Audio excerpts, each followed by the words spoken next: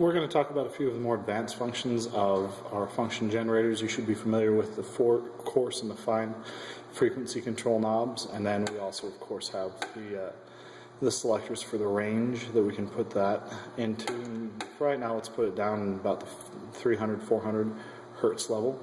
You should also be familiar with changing from a sine wave to a square wave to a triangle wave. But what I want to mess with are maybe some of the stuff that you haven't used yet. Let's start with DC offset.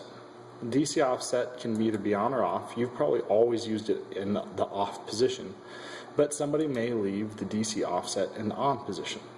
And it is in conjunction with this knob right here, which is also the DC offset button.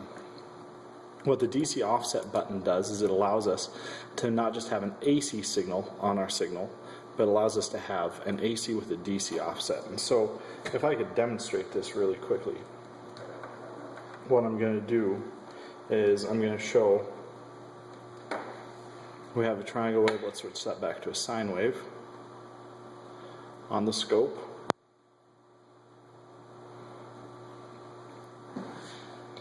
And what we see is as I change the DC offset,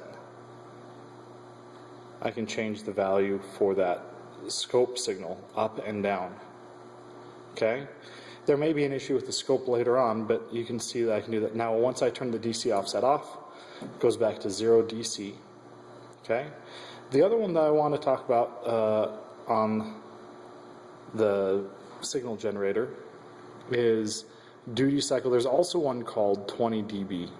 Let's do the 20 dB really quick. When I press this, automatically shrinks our signal. And what this does is it just gives us more range for our output level here. So if somebody has the output level down by 20 dB, it means that it's shrunk by 10 times. And so let's put this back.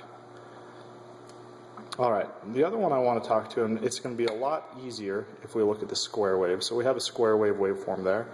It's going to be the duty cycle.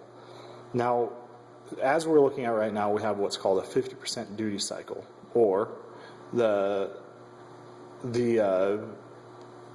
time that it's up versus the time that it's down is even, or the 50% of the time it's up to the entire period, if you want to think about it that way. When we press the duty cycle button, we can control the percentage of time that it's up.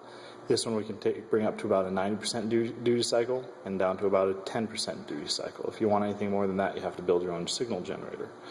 And so it's generally used for square waves, although it does weird things to a sine wave. You can see we're right about 50% duty cycle there. Or a triangle wave, what it does is it changes it to a kind of a sawtooth waveform instead. And so those are going to be the three advanced functions that we're talking about: duty cycle, DC offset, and 20 dB, and hopefully you know how to use those now.